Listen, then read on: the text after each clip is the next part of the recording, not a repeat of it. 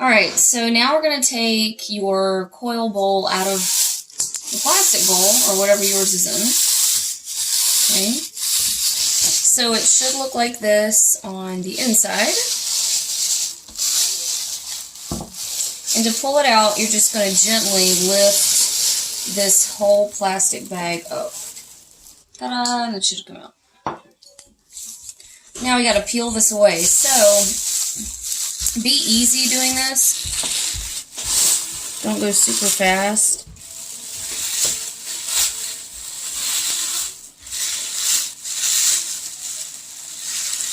Because your bag might be kind of tucked into some of these little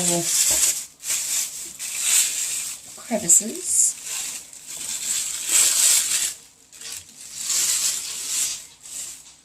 And there you go. But it needs a lot of help on the outside, like making these look really neat and cleaning this up. So that's what we're going to talk about now. If your bowl is very, very plastic, mine isn't, and if you've been on track with doing this project, you know, when I demoed the videos, it probably isn't super plastic anymore, but you can always ball up your bag and shove it inside there and flip it over to work on it. Just in case it's kind of floppy, it'll help keep its shape, but I kind of doubt that it is. It just depends though.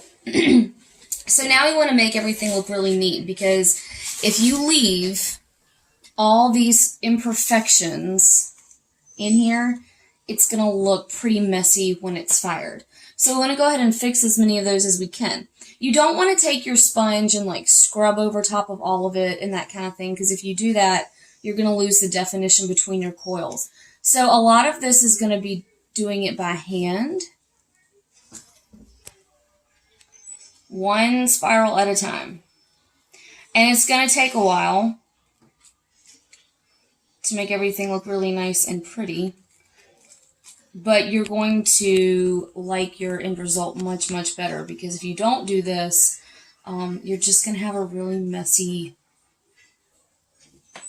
product. I'm looking for my, here we go. Sorry. Right here, like this spiral, I kind of have lost, I don't know why, but, you know, the definition of the spiral. So you can just take your, if that happened to you, you can take your paper clip and just sort of bring that back, make it more visible. So a lot of this you're going to do by hand as much as possible, and then we're going to switch to something else. But this will take a while. So don't rush. Don't be like, oh, well, it looks good enough. Like, you've done all this hard work on it. Now is not the time to get lazy with finishing it off. So I'm going to take several minutes here and start making this look much neater. And then I'm going to show you the next step on finishing this up. All right, so depending on, you know, the size of your coils and stuff like that, you may feel like, okay, I really couldn't do much by hand, but you got some of the big things. Hopefully smooth that a little bit. So now you can take your paintbrush and some water. Remember, a little bit of water goes a long way. And coil by coil, you're going to use water to get them even smoother. Again, you want a little bit of water because you want resistance. Because otherwise, the water's not going to do anything for you if you have too much of it. And I'm actually using this bowl of water that has a lot of clay in the bottom of it. So this is kind of like incredibly watered down slip, which is not a bad thing. Now, when you're doing the paintbrush, you can see here I'm painting over top of my coils. Unless you're using like a house painting brush or something and you're pressing really hard, that's not going to hurt us being able to see your coils unless you did this for hours, which I can't imagine anyone's going to do. But your coils will get a really nice smooth texture.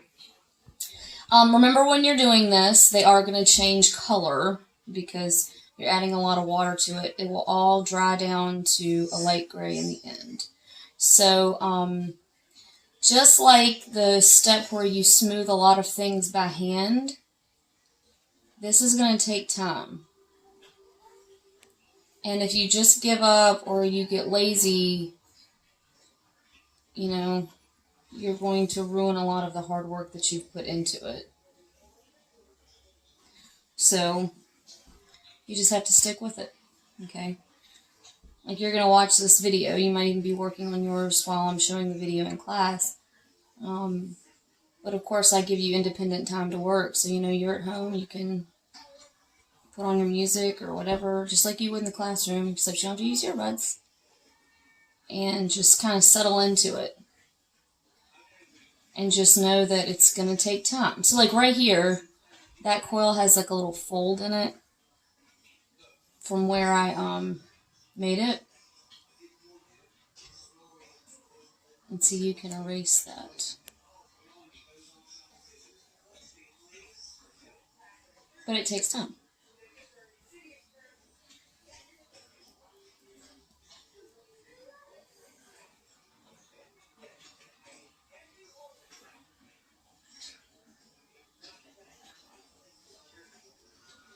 So I'm going to spend quite a bit of time doing this, and I'll show you what the end result looks like when I'm finished. Alright, I've spent about probably 15 minutes, working on these spirals. You can use your slip, just a little bit of it if you'd like, because sometimes, you know, in these areas where the coils touch, there's going to be some inconsistency maybe in the size of your coils and that kind of thing. So you can brush a little bit of slip in there and really get it nice and smoothed out. And it can help those areas because it'll fill it in with a little bit of clay too. Again, the other good thing about doing that is your slip acts like a glue. So it just helps everything stay together. So once you've done a little bit of work, like I said, I probably have just spent about 15 minutes getting things really smooth. You might then want to take some slip and, you know, brush it around where your coils, your spirals are touching other spirals. One of those things, the longer you work on it, the more you'll be like, oh, there's a spot that needs help, or oh, there's a spot I should add some slip. So it just really depends on what yours looks like, you know, as to how long this process will take. I definitely think it needs an entire class block dedicated, the majority of it, to this part, because remember, you have to fix it now, because if you don't, it will be permanent when it hardens and dries out. So I will work on this a little longer, maybe significantly longer, and then I'll put a finished picture of it into the PowerPoint so you can see how mine looked. You know, yours will look different, and that's okay. It's alright. One thing I was going to say, though, so this project, in my mind, is not as fragile as your masks, because, first of all, they were a slab, you had three-dimensional things added on. It would probably be a good idea, when you're finished, to leave this out for a little bit. So let's say you finish it at the end of class today. Check on it in about an hour, or maybe 2, okay? Or just set it somewhere close by that you can, you know, check and see how it's feeling.